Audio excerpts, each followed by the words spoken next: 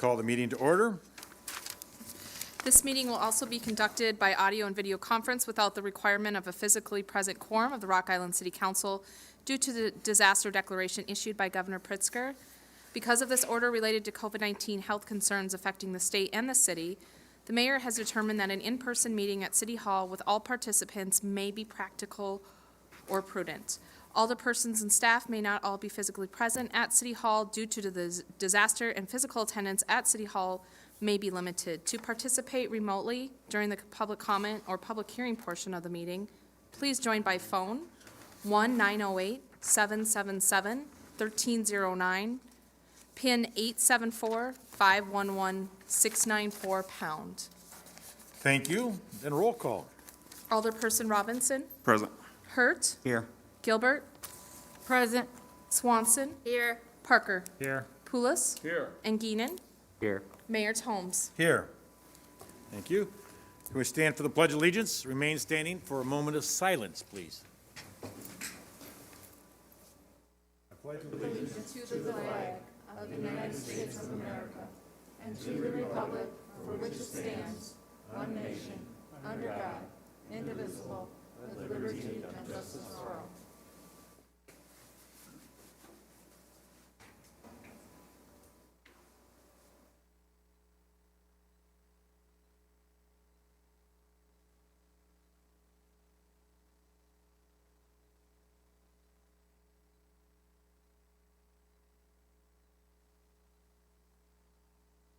Thank you very much.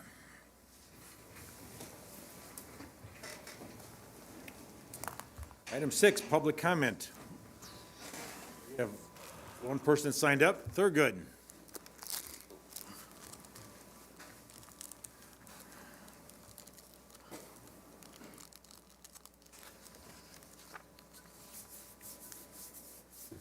Good evening. How's it going?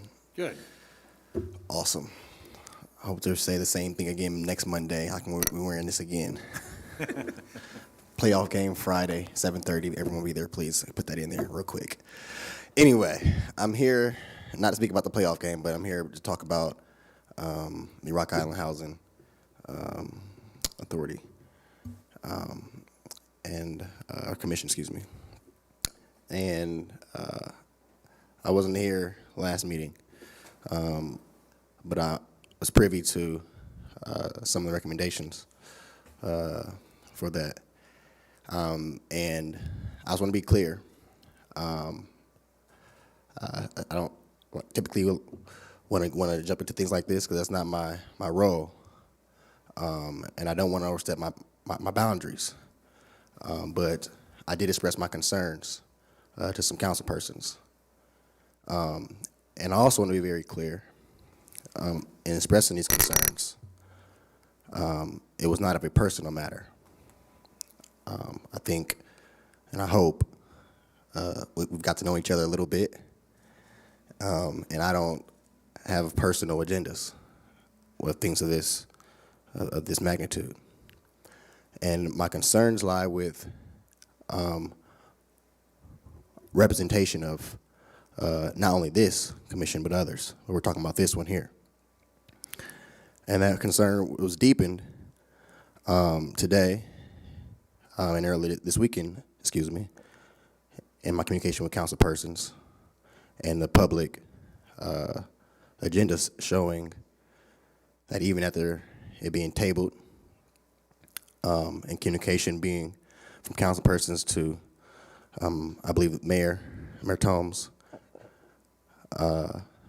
there wasn't any other considerations until I believe this afternoon, which for me showcases a few other different issues. Our lack of willing to hear our concerns, legitimate ones. I don't know if we're working in personal ways or if we just believe that our decisions, our choices, people we know in our circle who may have good intentions are the best for the job. That's not always the case.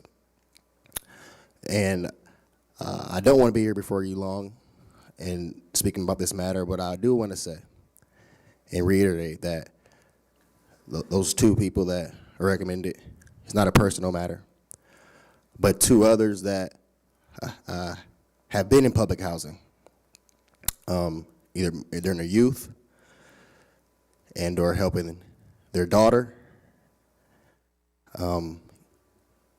by need at first, and then being able to, what we all hope and the intention of public homes and housing to do, get out successfully. If we have two persons, which I don't believe we currently have on the commission now, but if we have two persons such as Ms. Shirley Morgai and Ms. Amitra Karacasanita, their stories represent those people who are in those homes now, like the courts or Arsenal courts, where we still have dumpsters and things not being addressed when people are reaching out because they fall on deaf ears. And it may not be intentional, but those 4 years and two individuals have lived those experiences. Their families have lived those experiences. And they won't be given a handout, and they won't be pointing the finger back at the quote-unquote system. They'll be also holding the individuals accountable, because they hold themselves accountable. They hold their families accountable. And I think that's what we want. I think that's what we need when we're talking about real diversity, real equity, real inclusion to transform and keep moving us forward as a city. And so I respectfully ask you two, as a council and you as a mayor, respectfully, not personally, just in business terms and best interest of people, to reconsider and move forward in the best interest of everybody. Thank you. Thank you. Nobody else is signed up, but I would like to say one thing, an open comment about the police chief. Being this is his last city council meeting. And I want to just say that, you know, Chief Van Huysen has been an outstanding police officer and a police chief for almost 29 years. He's well-respected throughout the law enforcement community and throughout the city of Rock Island. We could not have ask for any better person to represent the city than Chief Van Huysen. His guidance, open-mindedness in working with the city staff has been invaluable. And I want to thank you from the bottom of my heart, and I believe a lot of the council and everything else, for your line of service and duty to the city of Rock Island. And we will miss you. It's going to be, it'll leave a hole, as I mentioned last night, deal, in the city of Rock Island that will be tough to fill, but it'll get filled. But it'll be different, that's for sure. And so we wish you well on your next chapter of life, and thank you. Thank you very much, Mayor. Thank you, Council. I'll keep my remarks brief. This has been a very difficult decision for me personally. You know, this is what I've known for almost the last 29 years. It's been an honor to serve as a police officer for the city of Rock Island. It's been an honor to be the police chief for the last almost 9 years. I'm very humbled by the outpouring of support we receive, the well wishes. You know, being a police officer, being a police chief, obviously in these last 2 years especially, we faced many difficulties, many challenges. But those are simply outweighed by all the good people that I've met, become friends with, many of the great citizens that I've had the privilege of working with. And I can't say enough about the good people of this city and their support for the police department. Again, very difficult decision, but I'm so thankful that I've had the opportunity, and I wish you all the best, and thank you for your support, and I ask for your continued support for the police department. Despite all the challenges, it's still a very honorable and noble profession, and we're going to continue to need that support going forward, and I wish the city and all of you the best, so thank you very much. Thank you very much. Thank you.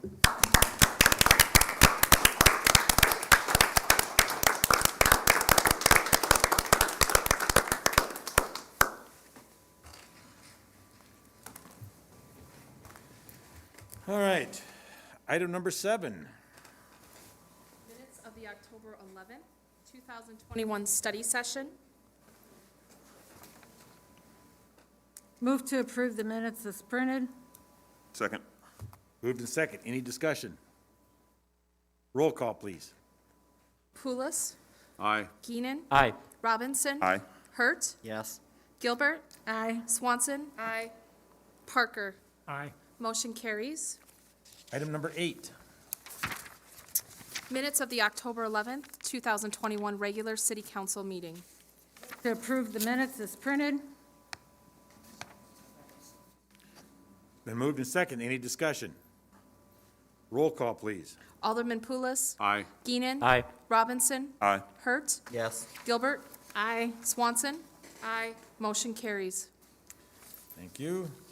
Item number 9 is update Rock Island. Got a couple items? Claims. Oh, Go ahead. did I goof it up?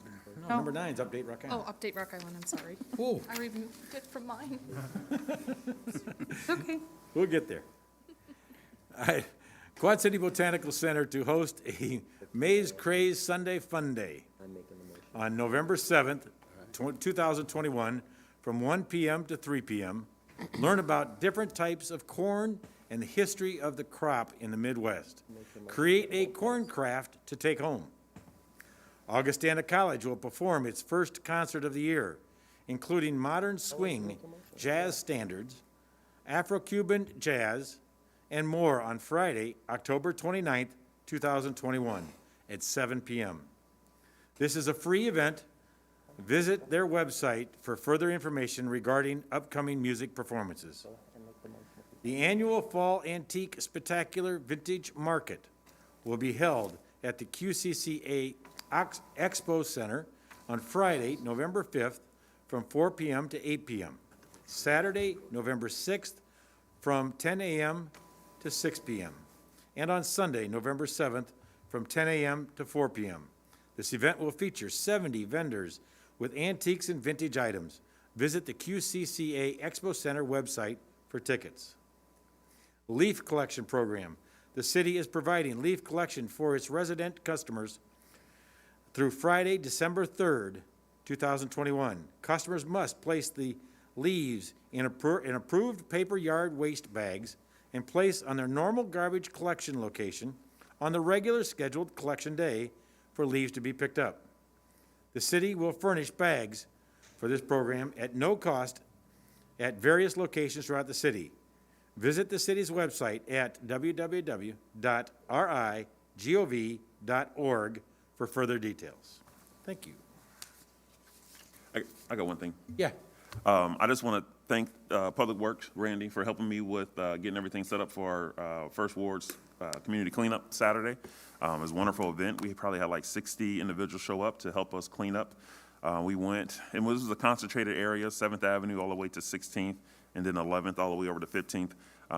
The majority were kids. We probably had like 90% kids. So it was a wonderful event. We partnered with Rock Island Academy, and they did some cleanup there on the grounds. So we're already anticipating doing something again in April. One more thing, our Golden Gloves champion, Vershawn Lee, actually made national team. So he's actually overseas representing the United States right now. So just want to give him a shout out and hope him the best. Excellent. Thank you. All right. Item number 10. Claims for the week of October 1 through October 7, 2021, in the amount of $863,927.15, and for the weeks October 8th through October 14th, 2021, in the amount of $250,407.12, and payroll for the weeks September 22nd through October 3rd, 2021, in the amount of $1,613,813.93. Move to allow the claims and payroll. Second. Moved to second. Any discussion? Roll call, please. Alderman Pulis. Aye. Geenan. Aye. Robinson. Aye. Hurt. Yes. Gilbert. Aye. Swanson. Aye. Parker. Aye. Motion carries. Item number 11, ACH report for September 2021 in the amount of $2,325,158.96. Move to, Oh, no, go ahead. move to approve the ACH payments. Second. moved to second. Any discussion? Roll call. Alderman Pulis. Aye. Geenan. Aye.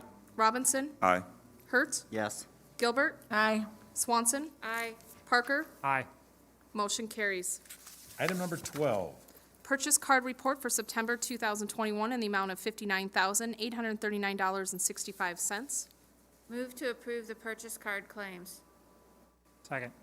moved in second. Any discussion? Roll call. Alderman Pulis. Aye. Geenan. Aye. Robinson. Aye. Hurt. Yes. Gilbert. Aye. Swanson. Aye. Parker. Aye. Motion carries. Item 13, Report from the Public Works Department regarding bids for the Illinois Rebuild funded 35th Street Reconstruction Project, number 2833, recommending the bid be awarded to Centennial Contractors of Moline, Illinois, in the amount of $230,041.25. Move to award the bid as recommended and authorize the city manager to execute the contract. Second. moved in second. Any discussion? I need to recuse myself due to the nature of my employment. Roll call. Alderman Pulis. Aye. Geenan. Robinson. Aye. Hurt. Yes. Gilbert. Aye. And Swanson. Aye. Motion carries. Item 14, Report from the Human Resources Department regarding a contract with GovHR to recruit for the position of city manager. Move to postpone this agenda item until the November 22nd meeting to allow time for council to go into executive session to discuss internal candidates, for all of council to provide input on the terms of this contract, for council to discuss publicly what they're looking for in candidates, and to allow time for council to come to a consensus on a contract for the city manager's search. For the sake of discussion, I'll second. moved in second. Any discussion? I have a statement. Okay. So rather than have a public discussion of the pros and cons of the two search firm candidates during a city council meeting, the city manager conducted a telephone poll of aldermen. The vote was 4-3. Rather than bring the discussion to council first to see if a consensus could be obtained, the HR director was directed to negotiate a contract with GovHR immediately after the telephone vote. And so this contract is being brought before council for approval. But this behind-the-scenes vote-taking without public discussion and debate has got to stop. Why the rush? We've been hurrying this process along for weeks because the mayor wants someone in place before the current city manager retires on Christmas. Why? We have several staff members who could serve as interim city managers if we don't find someone. Both search firms stated the process could take a minimum of 4 months. That takes us into February. GovHR staff said themselves that this is not a good time to be hiring and that 50% of their applicants will not be qualified. We have not even considered internal candidates from among staff, which could save us $23,000. The other search candidate, Craig Malin, cautioned us to find a way to come together on the decision for a search firm. He even suggested the city use both firms, each one doing that part of the search that they do best. He warned council that if we were not unified, it would affect us in finding not just the right person to be the next city manager, but the best choice to help turn Rock Island around. Mr. Malin spoke honestly about what challenges Rock Island is facing. GovHR stated our greatest challenges are our finances and infrastructure. It was obvious to me that GovHR had done no current research about the city and had not even bothered to watch the video of council's discussion of the responses to the RFP. I have many questions about what's in this contract. It states things that have never been discussed by council, so who exactly included these items and said the city wanted them? I was not asked what items were important to me, and I would bet a majority of council were not asked as well. I will work with whoever council approves for this contract. However, I do object strongly to the process of this contract moving forward without council having discussed many of the items in this contract in a public forum. If we cannot compromise or come to a consensus about this contract or the process we use to identify exceptional candidates for the next city manager, we are doomed to settling and maintaining the status quo. Rock Island deserves this opportunity to find the best candidate who can help turn this city around. And all viewpoints and opinions of council deserve to be heard and included in this critical decision that will impact Rock Island for years to come. After all, as one of my colleagues recently stated at a city council meeting, 4 members should not have the final say and 3 members have no say, and that should apply as well in this pivotal decision. I would like to comment to that. I think that there's been a lot of discussion about this. We all were handed and sent all the information to read on our own. The candidates, the firms came and spoke to council during the study session.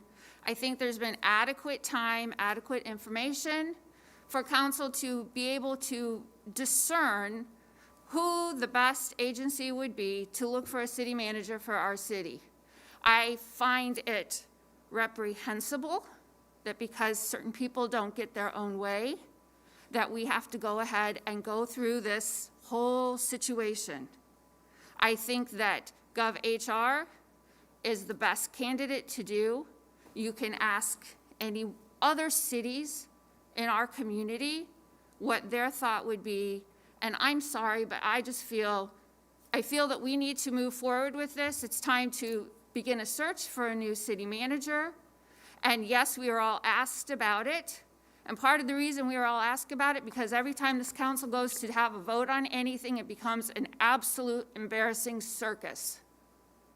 So I'm sorry that some people are offended that the city manager called to talk to people, but I think in the interest of time and in the interest of this council's reputation, that was the best way to do it, and the council members spoke.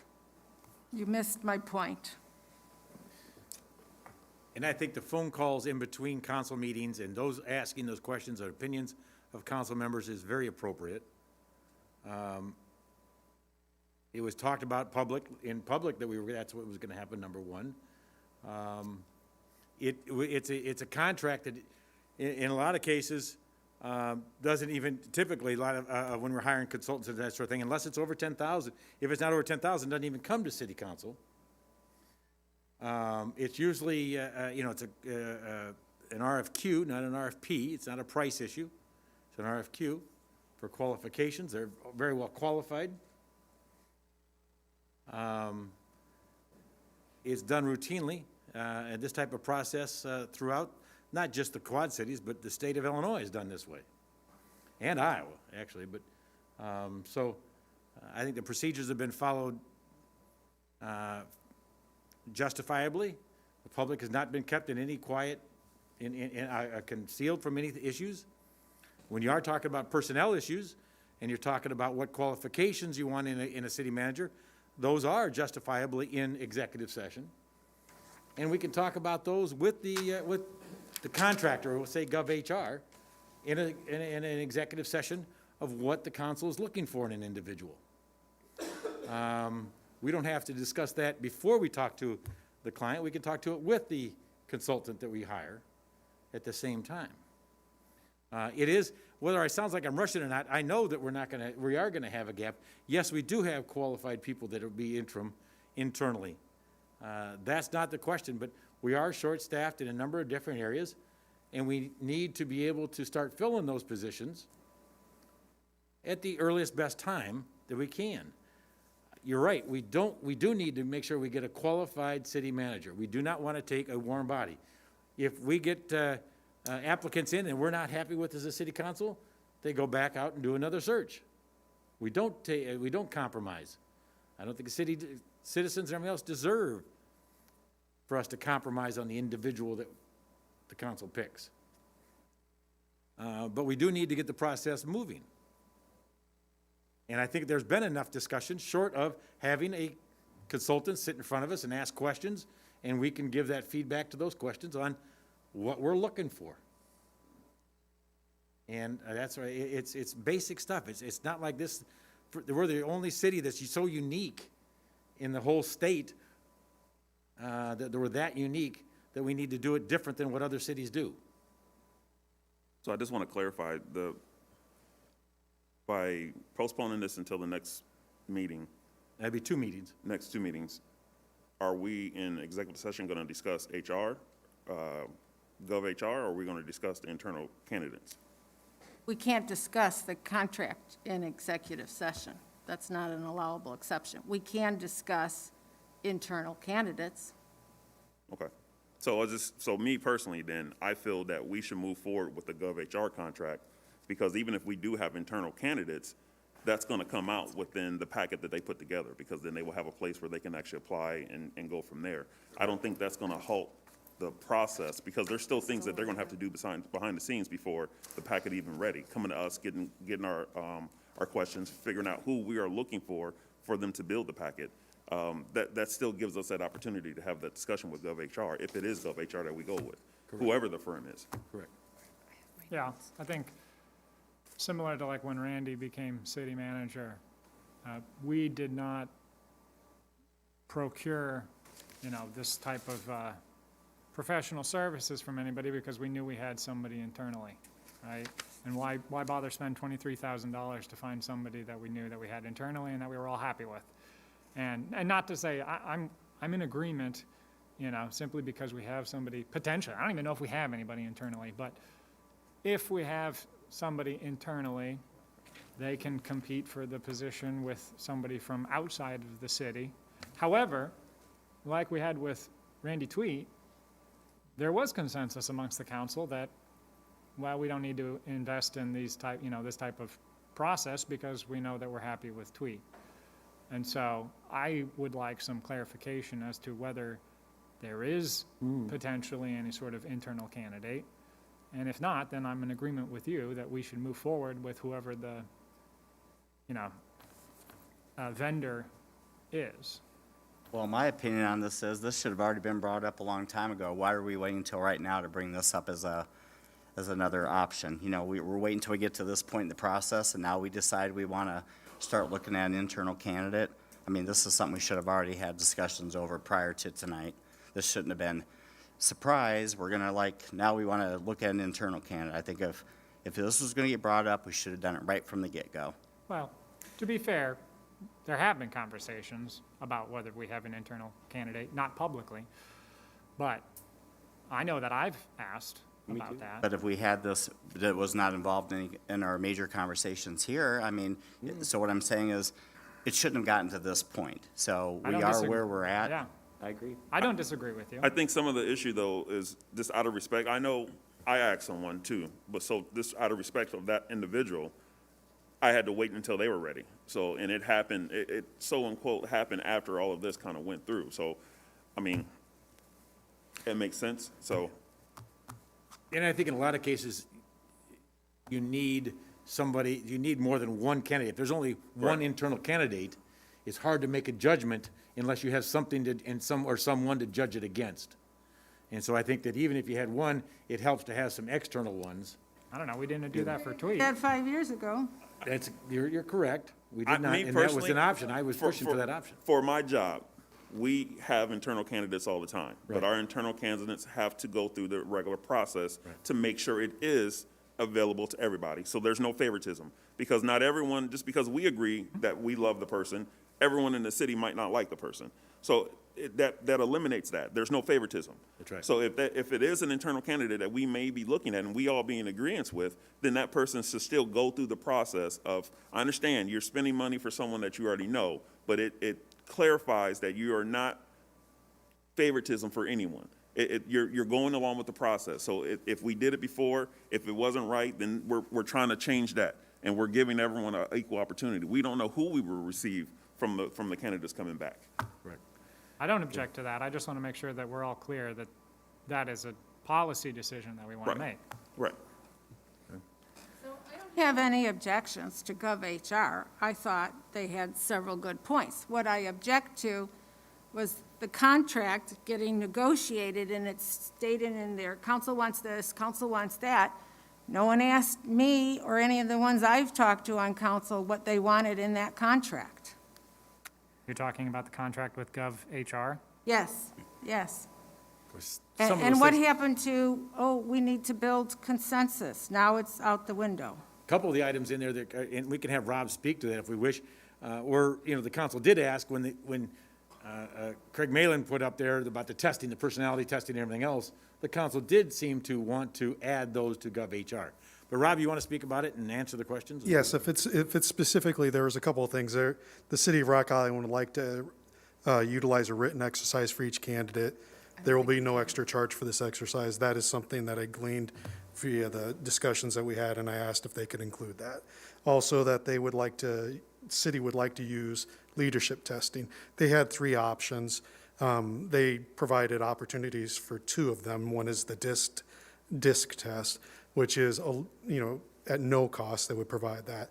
And then there's the caliper test, which is a more robust test. It would be, I believe, $400 per candidate. And those were the 2 things that I asked them to add into their initial proposal that was in the request for qualifications that's included in this. And I'm sorry, that's why I had asked that to be added in, because of the discussions we had during the interview sessions with the candidates. One thing that I would like to clarify is, it sounded like we were talking about possibility, if somebody said you could go into executive session to talk about a potential unknown candidate, and I'm not certain that that's the case. It looks like to me, at least in the language, looks like we're talking about the performance of someone who is in that position. I haven't done the research on it because it just came up, but I think that the language talks about, my understanding of it or my reading of it is that we're talking about a person's performance or their removal, and, yeah, so, yeah, Yeah, you want to read it? Includes sure. meetings to consider the appointment, employment, compensation, discipline, performance, or dismissal of specific employees, specific individuals who serve as independent contractors in a park, recreational, or educational setting, or specific volunteers of the public body, including the public body's legal counsel, or to hear testimony on a complaint lodged against an employee, specific individuals who serve as independent contractors in a park, recreational, or educational setting, or specific volunteers of the public body to determine its validity. 5 years ago, when we were considering Randy Tweet as a permanent city manager, or even as the interim city manager, we went into executive session. I misunderstood what you said. I thought you were talking about what qualifications. I thought someone said something about what qualifications we would want for a potential. No, Okay, no, that has to be done in public. Right, correct. Okay. We That were was the contract. I misunderstood what the motion was. I thought that someone had said something about a hypothetical person, what we'd be looking for. No, I agree with you. yeah, thank you. So whether we go into executive session or not, you said that you don't have an objection to GovHR, so why would we want to delay that? We could still go into executive session and discuss the qualities of a yet unnamed internal candidate, if that is if that's the wishes of the council. I guess I'm just confused about The terms of the contract, because there's language in there saying council want this, council want that. But other than in our general discussion, I wasn't asked, was there something else you wanted included in this contract? I mean, we have all these private conversations behindhand, but something this important, we didn't. Is there something else you'd like to have in there? Yes. And what would that be? I would like to have the public speaking exercise and the leadership options that GovHR gave. One, DISC is a rather standard kind of one. The other one, Caliper. I just started researching leadership assessments today, and there are other ones as well. So Rob, you want to? And I do believe we could research those, and there's options. So there's 3 different tests that they offer. And I think they would give us, information to look at the validity and the reliability of the tests, and then I could also help as well. But they only included 2, right? I was looking at, there was 2. There was the disc Disc? one, they're providing as a free. That's free. Okay. And then when looking at it, the caliper test, when I reviewed, because I looked at the websites, because I looked at all of the options, that what Mr. Malin was providing as well. The caliper test is the one I felt most comfortable with what they provided on their website for validity and how it would be utilized and how it could be incorporated into the interview process. So that was myself. And it does say the city, and I'm sorry if I spoke out of turn in asking for those to be added in. On the public forum discussion, I think they'd be completely open with that. I think when we go through and have the discussion with GovHR, we can craft this and they will, make alterations however we would want to have it done. So when talking with Mr. Peterson, they're very flexible. They want to, gather information from you on how you'd like to have the selection process run and make sure it meets your needs. So they did mention also in there about stakeholder, that they could have stakeholder public forums. I think that that's important to make sure that that's included as well.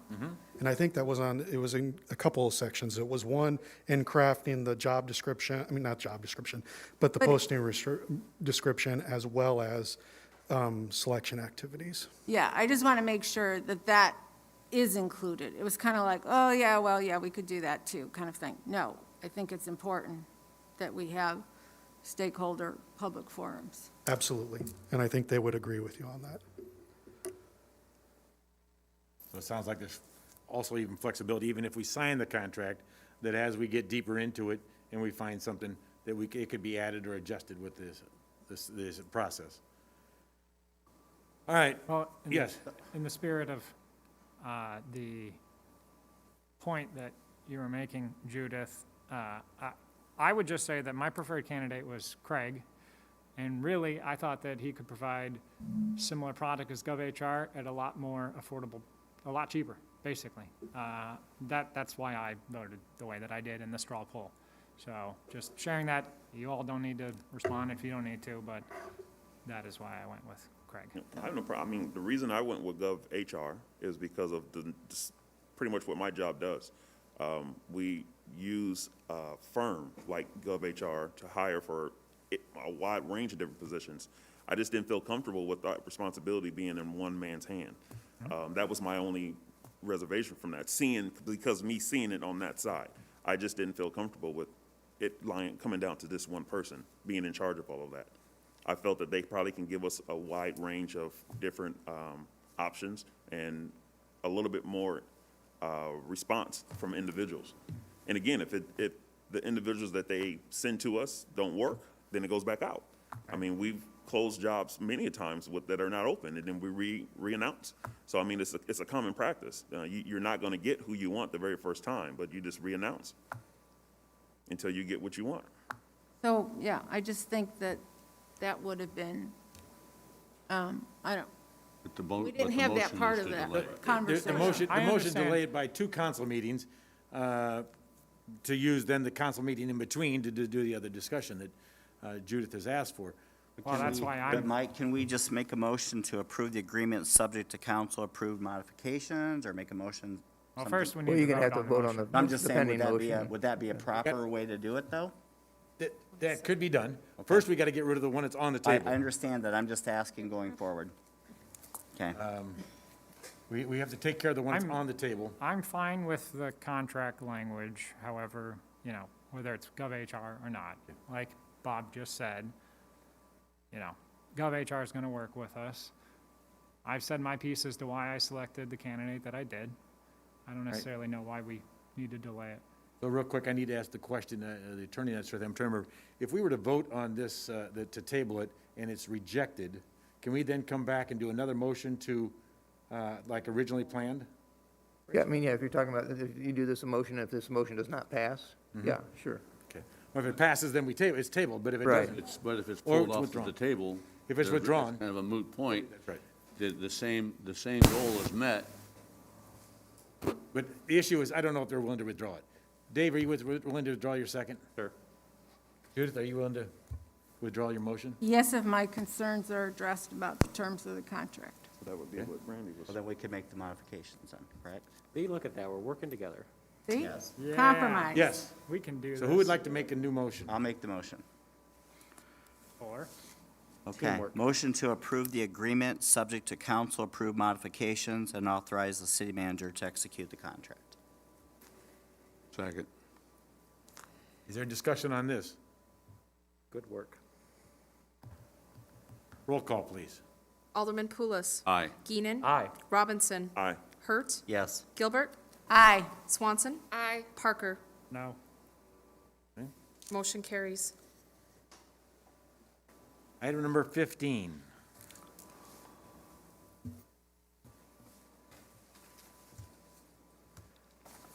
Report from the Information Technology Department regarding the Milestone System Annual Maintenance Renewal and Payment in the amount of $10,818 to Tri-City Electric, Davenport, Iowa, for video surveillance administered by the Police Department.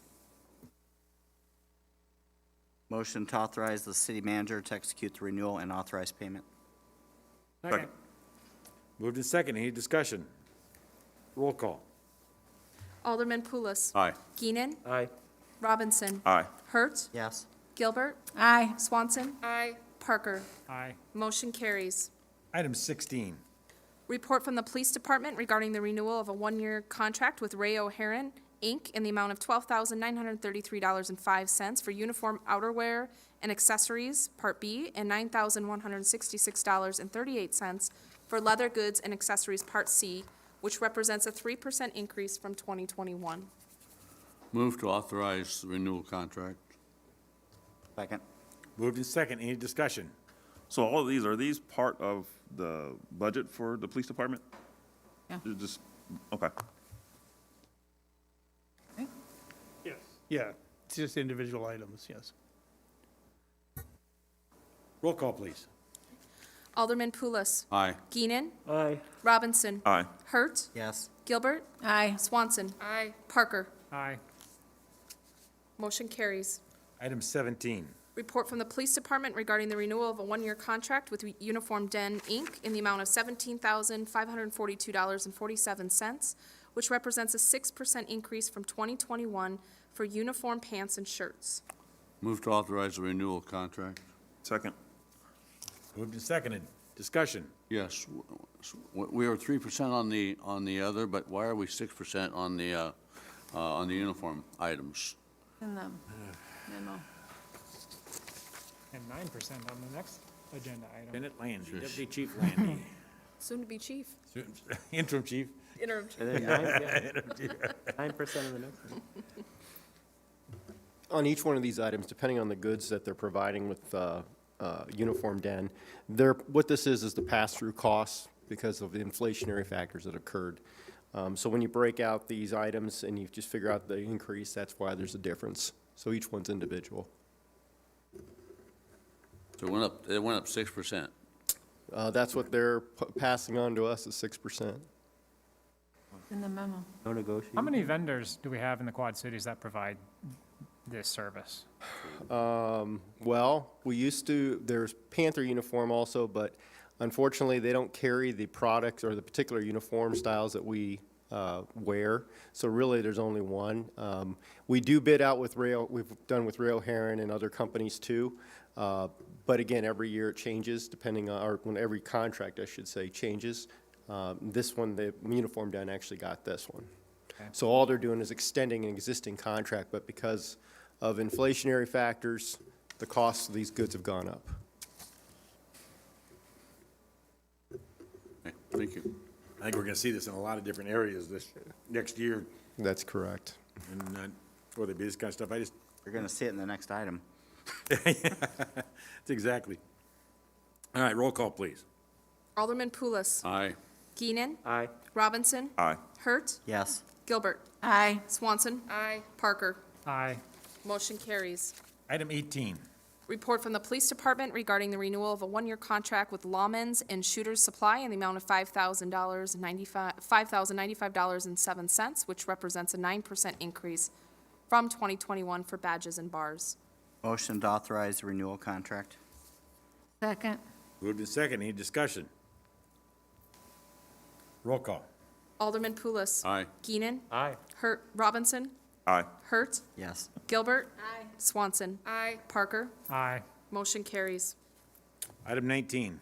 Report from the Police Department regarding the renewal of a one-year contract with Burke Cleaners in the amount of $11,452.50 for cleaning of police uniforms. Move to authorize the renewal contract, and thank you, Burke Cleaners, for no increase. Second. Second. Moved and seconded. It's amazing what we're going to see these next year or so. Roll call. Alderman Pulis. Aye. Geenan. Aye. Robinson. Aye. Hurt. Yes. Gilbert. Aye. Swanson. Parker. Aye. Motion carries. Item 20. Report from the Police Department regarding the renewal of a one-year contract with Quad City Towing at a total unit cost of $1,620 for towing of vehicles. Move to authorize the renewal contract. Second. Moved and second. Any discussion? Roll call. Alderman Pulis. Aye. Geenan. Aye. Robinson. Aye. Hurt. Yes. Gilbert. Aye. Swanson. Parker. Aye. Motion carries. Item 21. Report from the Public Works Department recommending a one-year extension with Finer Finish Grounds Care, Newark, Illinois, for $69,400 for the levee and right-of-way mowing contract. Move to approve the contract extension and authorize the city manager to sign the contract. Second. Second. Any discussion? Roll call. Alderman Pulis. Aye. Geenan. Aye. Robinson. Aye. Hurt. Yes. Gilbert. Aye. Swanson. Parker. Aye. Motion carries. Item 22. Report from the Community and Economic Development Department regarding a development agreement with Pastor Darrell Thompson, Embassy Square LLC, for a coffee shop located at 2409 11th Street as part of the North 11th Street TIF District. First reading. Move to approve the development agreement and consider the ordinance. Second. Moved and second. Any discussion? Roll call. Alderman Pulis. Aye. Geenan. Aye. Robinson. Aye. Hurt. Yes. Gilbert. Aye. Swanson. Parker. Aye. Motion carries. Item 23. Report from the Community and Economic Development Department regarding the sale of city-owned property located at 825 Fifth Street, PIN 16032110004, to Mr. Doug Rowland in the amount of $1,242.50 plus closing costs. First reading. Move to approve the sale as recommended, or authorize the city manager to execute the sales agreement and consider the ordinance. Second. Moved and second. Any discussion? Roll call. Alderman Pulis. Aye. Geenan. Aye. Robinson. Aye. Hurt. Yes. Gilbert. Aye. Swanson. Parker. Aye. Motion carries. Item 24. Report from the Community and Economic Development Department regarding the sale of city-owned property located at 418 6th Street, PIN 07344020008, to Miss Wanda Shelton for $802.50 plus closing costs. First reading. Motion to approve the sale is recommended, authorize city manager to execute the sale agreement and consider the ordinance. Second. Moved and second. Any discussion? Roll call. Alderman Pulis. Aye. Geenan. Aye. Robinson. Aye. Hurt. Yes. Gilbert. Aye. Swanson. Parker. Aye. Motion carries. Item 25. Report from the Community and Economic Development Department regarding a request from Mr. John Grip to vacate and convey an unimproved roadway adjacent to his property located between 29th Avenue and 30th Avenue Court off of 46th Street in Rock Island. First reading. Move to approve the vacation request as recommended, that a utilities easement be put in place for the same, that access easements for the identified adjacent property owners be put in place for the same, suspend the rules and pass the ordinance. Second. Sorry. Moved in second. Any discussion? Roll call. Alderman Pulis. Aye. Geenan. Aye. Robinson. Aye. Hurt. Yes. Gilbert. Aye. Swanson. Parker. Aye. Motion carries. Item 26. Report from the Finance Department regarding an adjustment to the Parks and Recreation budget in the amount of $1.3 million for the Highland Springs Clubhouse Project 6488. Move to approve the budget adjustment as recommended. Second. Moved and seconded. Any discussion? Wow, discussion. Roll call, please. Alderman Pulis. Aye. Geenan. Aye. Robinson. Aye. Hurt. Yes. Gilbert. Aye. Swanson. Aye. Parker. Aye. Motion carries. Item 27. Report from the Community and Economic Development Department regarding a request from Fire Chief Yerke to approve a zone variance allowing for a portable storage unit at the Central Fire Station located at 1313 Fifth Avenue. Move to approve the variance as recommended. Second. Moved and second. Any discussion? Got too much stuff. Oh. Roll call, please. Alderman Pulis. Aye. Geenan. Aye. Robinson. Aye. Hurt. Yes. Gilbert. Aye. Swanson. Aye. Parker. Aye. Motion carries. Item 28. Report from the Mayor's Office regarding appointments to the Housing Authority. Motion to approve the appointments of Shelley Guy Moore and Amitra Carroll to the Housing Authority. Second. Moved and second. Any discussion? Is this, Yes. is that okay to do with OMA and everything? To modify it. It doesn't, Just the names. names got changed. doesn't change the agenda item. That's,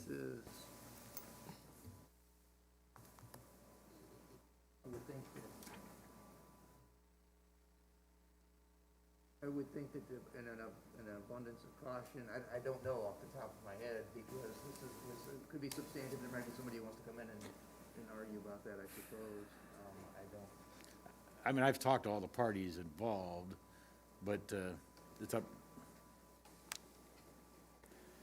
I believe it's just a change to an agenda item, much like changing the motion on, we did for the contract. Or for, suspending rules or. or what about for like when we, oh, I guess we're right, sorry. I'll withdraw. It's not the motion, it's the actual Right. document. Right, It's not the Housing Authority, it's the two people we're switching out. right, correct, Yeah, so- I understand. yeah. So, I guess it'd be kind of like equivalent to when we make the motion to award it to the second low bidder versus, Stop that is true. I can't tell you that it's not, that it's prohibited. I'm not aware that it's prohibited, but I can't tell you that it's, I'm not in a position to tell you that it's okay as well, because I just haven't done the research on it. I suppose that you could do the appointment. If it turns out that that was improper, we could bring it back on the next agenda item, and I can look at it over the evening. I don't know.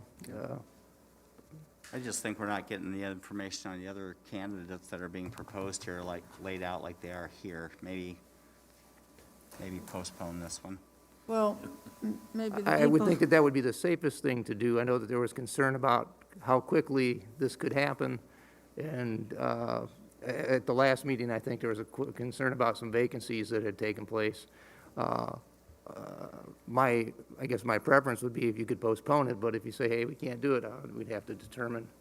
I just can't give you an opinion that, yes, it's okay, because I'd have to take a look and see what they say in the statute, and not being aware that this was going to be an issue, I didn't have time to do that. maybe the people who recommended those two people could provide some background. I recommended Amitra Carroll. She has been asking to be on this housing authority for numerous years. She has deep connections with Family Connections that work for HUD in Chicago that was instrumental in creating Douglas Park and also helping the housing authority with the current issues they were having with Lincoln Homes and its demolition. She comes highly credentialed in terms of a trusted messenger in the area where most of our housing authority folks are living. And, you know, that was my recommendation for consideration. I recommended Shelley Guy. Same issues, or same things. Was a resident of Century Woods, Arsenal Courts then. Huge advocate for housing for the city of Rock Island. I think she will bring a wonderful asset as someone who will actually be able to organize a lot of those residents that are there and be that voice for them on that board. She was also part of the Lincoln Homes when that one was tore down. So I think she would be a huge advocate for those residents. not only in the first ward, but just those low income. And make comment, and of course, and I had nominated Tammy Pauls. Once again, you guys got a little synopsis on her earlier. Once again, has got experience in the healthcare side of it, and with mental and healthcare, I guess she got experience with for a good number of years. Lifelong citizen of Rock Island. She sat on a number of different boards. I can't remember without looking at the deal exactly which ones, but she's had a number of them. And she also has, I'll say that business background with financials and that sort of thing. Each board, I got to say that, and that's the candidate. I guess that's all I can get on the candidate. But let me just, on the other discussion, is there is already 2 people on the board that have lived or are living in the housing authorities' properties, by the way. It's mandatory on their deal to have a resident on there, and so there's a resident. I came and visited with him last week, William, can't remember his last name right now, but very nice gentleman. So there is already 2 representatives on the board that have been in the housing, like I say, have been or are in the housing. Every board, I also needs a mixture of talents on their board. You don't want to make one board with just everybody that's involved with the housing authority. Once again, if you go to the human rights, they talk about some legal advice there and wanting that on that board. Martin Luther King Center is looking for people on the board that help with fundraising. The planning and zoning looks for people with real estate on background. Not all of them, but there's different types that you're looking for to help make decisions on the direction of a organization. And so you don't want to get too heavy in one or the other. And so that's my concern of that, is you don't have the, they take it, and I got to say, when I do my nominations, I do talk to all the executive directors or of each one, or the liaisons of each one of the boards, to get their thought of what characteristics are they lacking or missing, so we can fill those needs. If somebody, once again, in the human rights, an attorney leaves, I think we had that with Sarah Wright, or I think not Sarah Wright, but it was Wright, John Wright's wife, our sister, whatever, it doesn't make any difference. She was, an attorney left, and so we filled it with another attorney type deal. And so that's what you got to look at, is to try to replace some of the areas that you're lacking, so you don't have a deficiency in a trait. But I think we also have to pay attention to our residents and our constituents, because this is something that's been brought up not only in our election, but it's a continuous thing. So not speaking badly about those who were previously on the board, or those who are on the board, but I think having even more who grew up in public housing and have the experience. I understand some of the ones who are on there are currently in, but those who have gotten out, I'm going to echo Reverend Ford when he said that. Yeah. These are individuals who got out of public housing. They know how to do that process, and they give an insight that someone else like myself wouldn't be able to give. I don't have that. So I think that, sometimes when we have too many people who are not from public housing, we had that before. So I think this is it's not really a swap, but I think this will give us a big benefit that we didn't have before. Right. There's more to it than just, I'll say, the housing, you're right, but that would put 4 people on there that have been or are currently in some of the housing. And you gotta remember, there's a lot more to it than just the housing. You're talking about dealing with contracts and HUD stipulations. Well, mind and you, everything else. my short brief of Ms. Guy does not do it justice with her resume. And I don't, she has a well-rounded background I'm with not all saying of they those don't. areas. Okay, I'm And the not saying they second don't. component to this is self-sufficiency. It's housing and self-sufficiency. Yeah. So, either way, we Call don't, the I don't want to belabor it. question. So, I'm still unclear about the technical, I guess, parliamentary issue at hand here, because the mayor, the way that the process works, recommendation is the word that's coming to my head, but that's not it. You appoint and we confirm. right? Correct. And here, you have not appointed. Cor- Now, the legislative body has appointed, and now we're voting on confirming. Correct. Now, Don Mavis graciously withdrew his name, Sure. and so, and I was aware of that. And so, that's where I gotta say that, and so I was actually talked to Mitra Carroll today, and it just happened today. Everything just happened today. Oh, yeah, that's, and And- I've given so- the and so name- I've Mitra given the Carroll- names months ago of the recommendations. They, I'm sorry. Don Mavis just withdrew today, because otherwise it would have been still brought forth.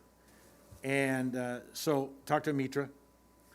Mitra, most people here know her well enough that I, once again, felt that that would be a comfortable replacement. And not saying that she's second fiddle, by no means. So I don't want anybody to misconstrue that. so So one I gotta say, question- that's the one. I was then also supporting Tammy, and once again, I am at this point willing to leave it up to the will of the council. If that's, can you do that? we don't know for sure unless we think- table it and research it. Well, but- can My- can I ask a question before you answer that? Do we have an application online for those who are interested in being on the housing committee? No, because it is not because it is not a city-sanctioned commission. So okay? that kind of It is- answers it is- the question that You're not gonna find it for Dylan the has. airport authority, you're not gonna find it for the civic authority, you're not gonna find it for the, I'm missing one, Mass transit. mass transit, okay? You're not gonna find them on there, because they're not city-sanctioned, ordinanced, commissions or committees. Okay, so you're not gonna find them there. But a Now, little bit different with the housing authority is that they have to partner with the city. They do not, by the way, they do have to, state statute reads that it has to go to the city. Doesn't say city council, it just says city. We researched this, okay? And the bylaws that they have is just talked about city. So in theory, that could be interpreted, the mayor has the right to do it because it came to the city. I'm not saying I'm taking that authority, or I'm taking that road. So this And is the so point, this it- is the it only just- point I'm trying to make, Mayor. If there was a process where you had a way to receive an application for those who are looking to be Yes. on that, Yes. it will make it a little bit easier, so. And we will. And we- Right, and that was the only point I'm making. And Samantha is doing that. Okay. We are doing it, and I talked to Judith about it today. We are going to do that. Right. Okay? Because it's the whole board. The issue is, so is, the state statutes also are for the civic center, the state statutes are for the airport authority. They're all there too. Right. And we don't have those, out there. And is that meaning we should do those? Now, we only have one representative, or two, on a couple of them, for that, versus the whole board. In this case, we're doing the whole board except for one, because it has to be a resident. Right. And that, we let them interview the residents and then bring that to me.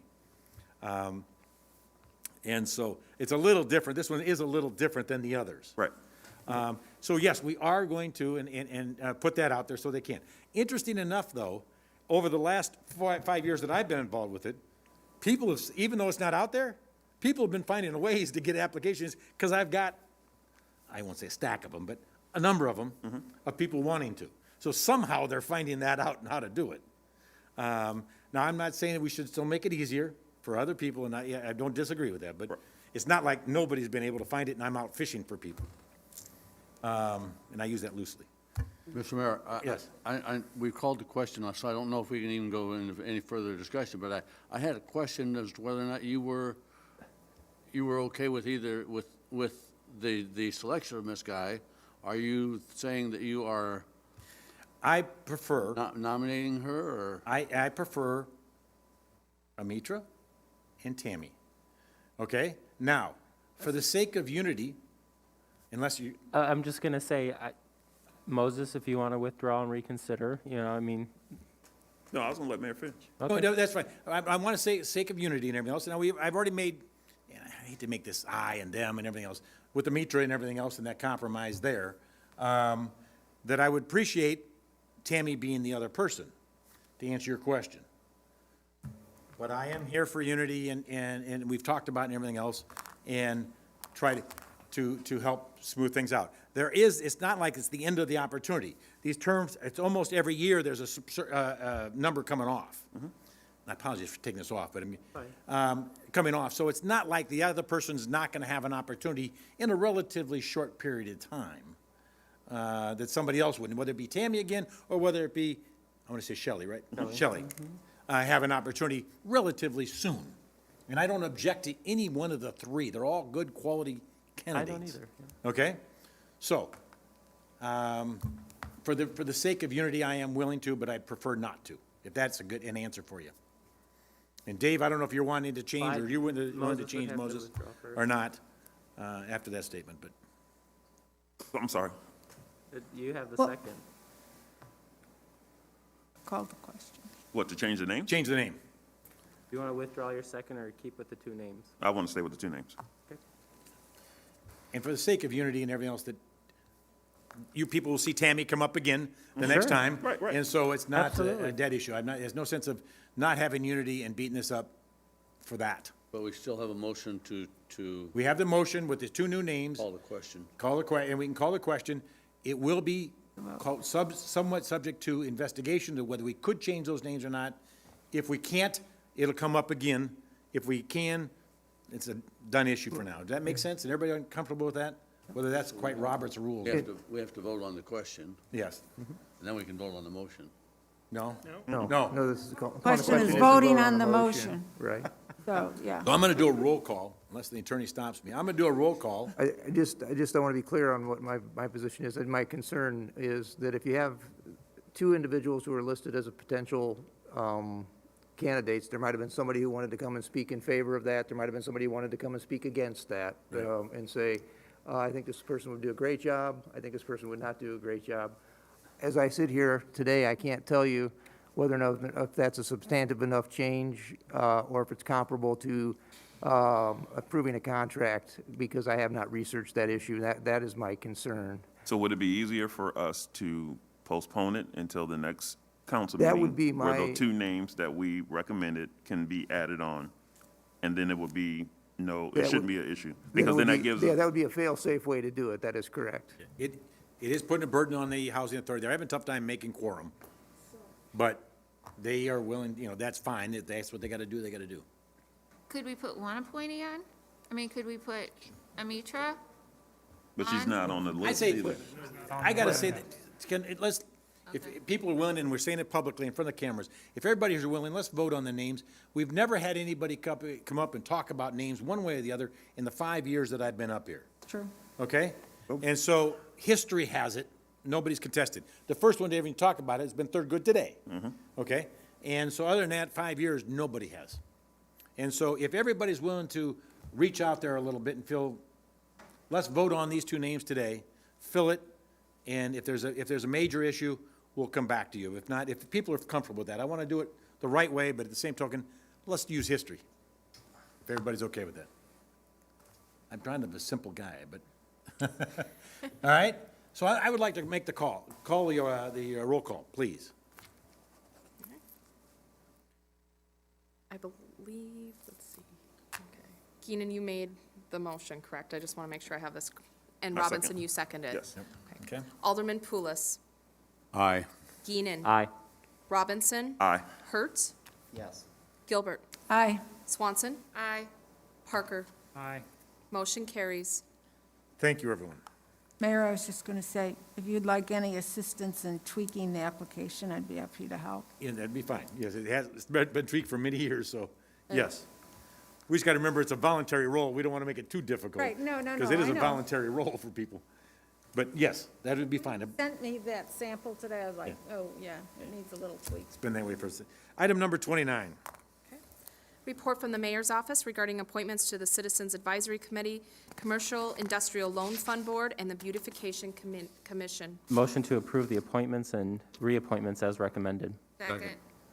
Moved in second. Any discussion? Roll call.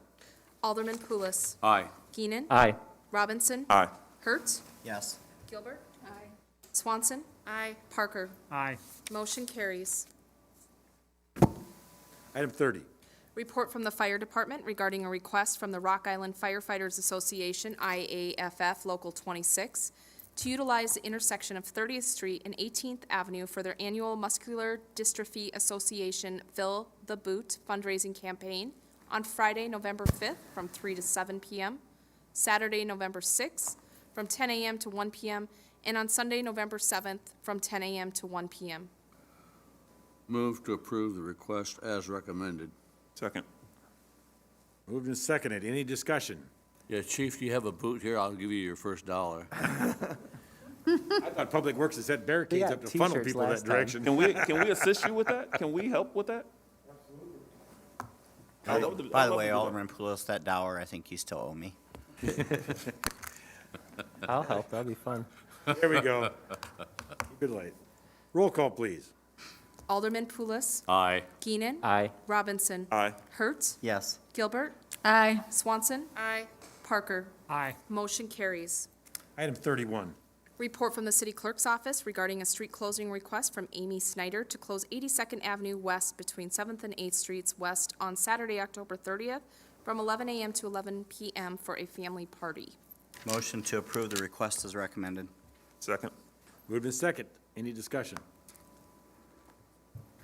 Roll call, please. Alderman Poulos. Aye. Keenan. Aye. Robinson. Aye. Hertz. Yes. Gilbert. Aye. Swanson. Aye. Parker. Aye. Motion carries. All right, other business, 32. I have one thing. So this is for Miles, or not Miles, Mr. Bartell. And Randy, of course. So I had a resident, one of the block clubs. They want to know if it's even possible to plow alleys, even if it's a charge, added on to the sewer or whatever. But, so what they do is they contract out to a company, but the company is just getting outrageous with their price. So they're looking to see if there's even something that the city can do to help out with that. A lot of the residents use the alley as a regular street. My street, I can't park on my street. I mean, if those of y'all seen the video, you see why. There's just too much traffic, and so I use the alley. And with us, the alley, of course, are not plowed. So I didn't know if that's something that we even thought of before, or if that's something that we can look into. This is not, I mean, I've had that request too from residents in those situations.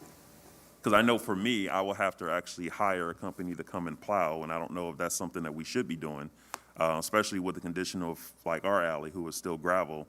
Will that gouge it and actually mess it up even more for maintenance? It would. It would push gravel to the sides or to the end, Right, depending on if it's a dead-end alley. It wouldn't be terrible. We are looking at, and I haven't spoke with the city manager about this, but we're getting new vehicles through our lease program that are capable of plowing alleys. And we're getting positions filled now to where we feel that we could take on alley citywide. It's still a work in progress, and it probably wouldn't happen until next year. Okay. But as far as providing snow plowing for alleys on a paid service for individual persons or businesses, I don't think that would be a good idea to undertake. Yeah, I mean, but citywide as a whole, we are looking to improve that service. We received a lot of complaints last year with the buildup of the ice, and granted, that was a terrible year for ice and snow buildup. It came, it built up, and it never left. I'm surprised the vehicles even got through some of the alleys. Yeah, so we did have to go to some areas and physically remove that manually with heavy equipment. But like, again, we are receiving some one-ton pickups through our lease program that are four-wheel drive. Our current one-ton trucks are not four-wheel drive, and we believe that with the additional personnel we'll be getting, that we'll be able to possibly offer that service. Thank you. That'd be something that council would have to vote on. There's an additional charge if we're salting, so Public Works would come up with a total cost of doing that additional overtime. So it's something we've looked at over the years, but as Mike said, we haven't had equipment that could do it. You can't take a 12-ton tandem down there. Right. I mean, it's just not feasible. Right. We did it once during the major blizzard we have, and we contracted with someone to do it. Okay. And then we have on individual cases, depending on the situation, if our vehicles can't get through, garbage trucks. And we do plow a lot of alleys currently for our snow, for our garbage collectors. They can't get the trucks in the alleys, and a lot of those on the north side and south sides that have alleys. And so we already do a lot of those for refuse collection. Okay. But we want to expand that to the entire city. Okay, thank you. No other cities do alleys, by the way, so we'd be the only one. Be a good Get people to advantage. move here. Yep. Mr. Mayor, Yes. I wanted to congratulate you on your announcement for politics last week, I think that was. And I was hoping I would ask you in front of the public and us here so that we can make preparations should things go your way. Do you intend to stay on as mayor should you win the state Senate race? That would be determined after the election. But at this point, I'm leaning toward that, yes, staying on. Okay, thank you. But the final decision would be after the election. Sure. I got a couple of items I'd like to bring up. First of all, so recently, last week, there was another Rock Island County Waste Management Association Board meeting. I was not able to attend. Mr. Bartels filled in for me on that particular one. Just to give you a quick update, we are looking at some other options for recycling drop-off sites, and the only thing I'm really just going to add tonight is that we are looking into options. There are, obviously a number of people spoke, and so we are kind of looking into some other things. So if you get questioned by constituents, you can let them know that we're looking into it. Oh, can I just say Yep. something? I've had several constituents ask, like, if the city would do a task force and have residents on there, and you get residents' ideas and input. Well, I think the input's coming from the people that are speaking at the meeting, and because it's a county-wide board thing, I think we're listening to everybody's inputs on it. I received that same email, I think that you're referring, or at No, least I've one of had them. other. Oh, okay. Other people, but, so like the last meeting, it was not virtual, because they haven't Correct. worked that out, so not everybody can attend in the middle Correct. of the day. So without getting into the details of them, again, they're proposed. Mike, can you come on up and speak a little bit? Maybe you can kind of clarify a little bit expand a little bit on the last meeting for me. There was just conversation about offering other options, whether it wasn't discussed about who would be hosting, whether it would be one host with Moline, Rock Island, or the county. That was really the three people in the conversation, was the county, Moline, and Rock Island. All the smaller communities really haven't had any issues. They don't have a collection site to begin with, so they wouldn't receive complaints. They are going to look at going out for proposals to have another site. How it would be funded, we're not sure what the cost would be. It was very unanimous that none of the cities want to host the sites or manage the sites. I did say that, our site is a good location for hosting. We have security cameras there. We have some fencing. It's near, it's kind of near our rural area, Milan and obviously Rock Island. So that was mentioned. I didn't say that we would commit to that. That would obviously be a council decision, but again, that was discussed. So that's really about the entire discussion that was had. There was a talk about an advisory board, like you had mentioned, Alderman Gilbert. I think the resident was Mr. Dennis. He came and spoke about that, wanting to have one of those. And so that may be considered in the future as well. Thanks, Mike. Just wanted to, kind of giving everybody a quick update on where it's at. Yeah. The second one, so Randy sent out an email again, because I was requesting, I felt like we started this conversation about aldermen spending a few council meetings ago, and I'd like to get a consensus amongst council on where we all stand on that. Like if, I feel like it just kind of gets brought up, we drop it. I just kind of want to know what everybody's thoughts are and come to some kind of consensus and agreement, whether we want to change it, we want to leave it, what have you. So I guess I'm just kind of open this up to see what everyone's thoughts are. I'm in favor of changing it to however you see fit, or getting rid of the policy altogether. I maintain that going back to how it was before is a vote that I'm worth, giving it to our discretion.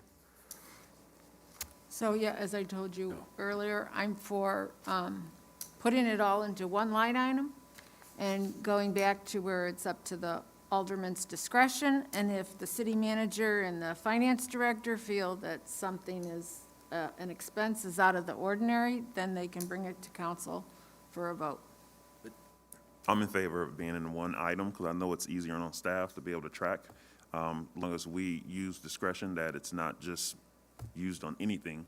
I mean, there's some guidelines in place that prohibits inappropriate spending. Yeah, and I think one of those is like nonprofits and that sort of thing. I don't think, at this point, the citizens are giving their money to turn around and give to nonprofits. So, Other than that, I'm with you as far as pulling it together or whatever, and that's fine, but there needs to be some guidelines. personally, I propose putting it together with guidelines that were, again, not for use for nonprofits, maybe putting some, my own personal thing is I think we need to move more money over to representation than we need for development, but it's easier to put on staff to put it together as long as we have some controls that were set in place. I mean, there was some, we'll say, frivolous spending, and I think that as long as we maintain some guidelines, I would like to put it all together, and then we, as a council, figure out what those guidelines are.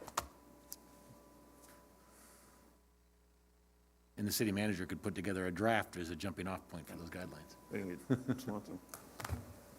Yeah, so that's already been done. That's right, we use the same That's guidelines in you the- got. That's in the email that says, here are some possible changes, and what I need, if you want to make changes, I need to know which one of those you support. And there's no consensus right now there's no consensus.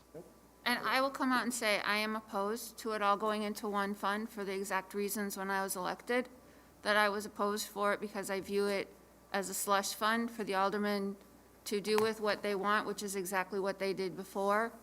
And so I would be willing to move $500 from one fund to the other fund to make them equal to cover expenses for ward events, but I would be opposed to everything going in one fund.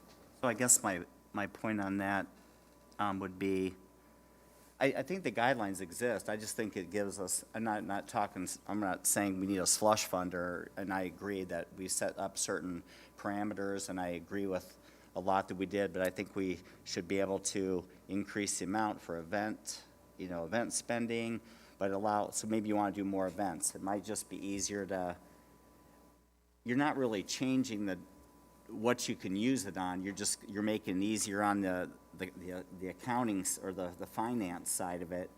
If we just kind of clump it, it's not to say that we're going to clump it and then go just willy-nilly spend it. I'm just thinking put it in one, because maybe one year you might want to do, more ward stuff. Maybe you want to do multiple ward stuff. I think you should have the freedom as a council to do, maybe you want to do several cleanups or send out several ward letters or something.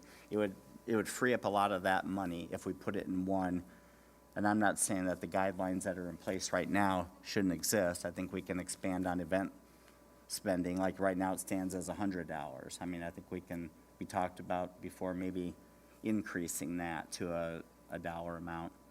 I'm just thinking from I don't know. What do you guys think? Well, Mark? I see the benefits of both plans.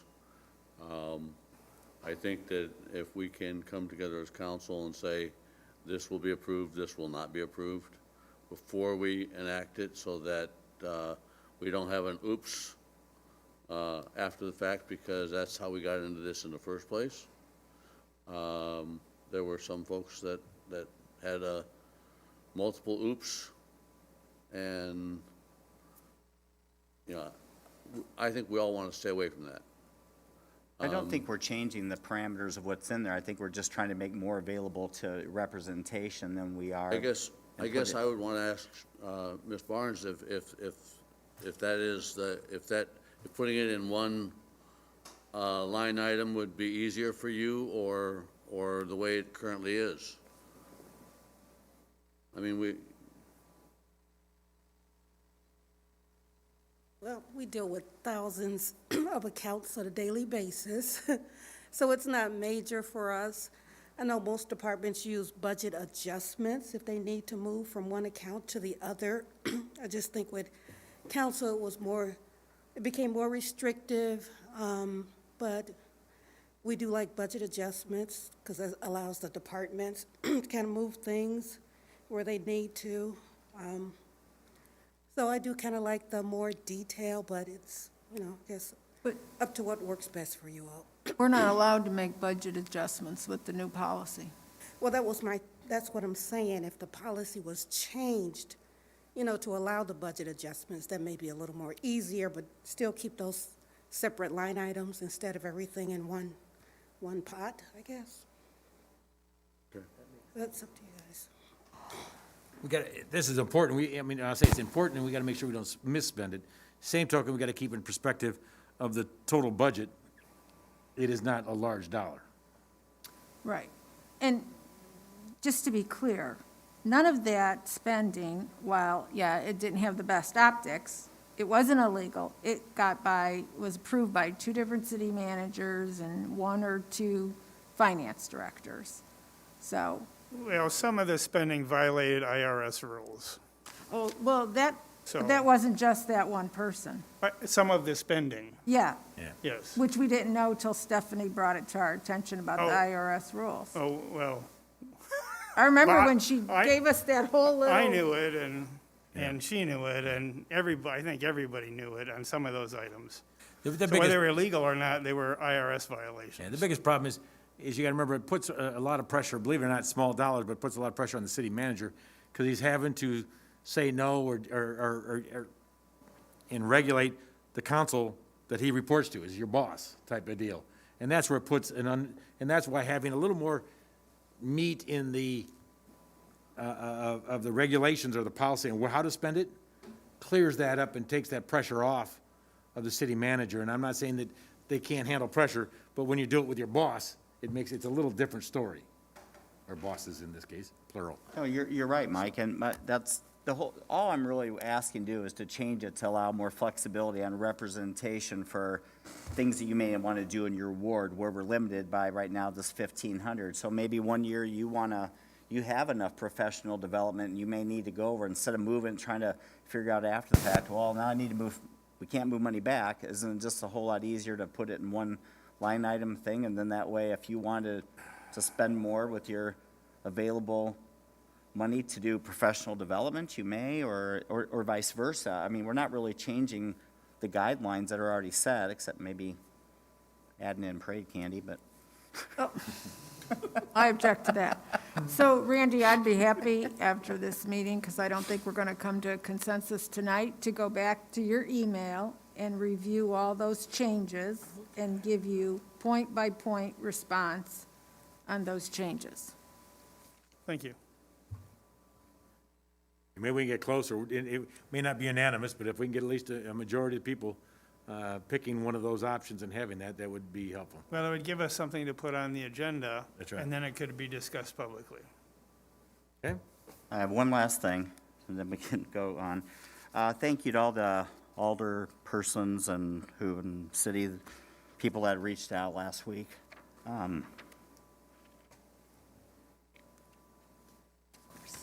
With the You have passing of my mother, so thank you all. You have our deepest condolences. Yes, it's tough.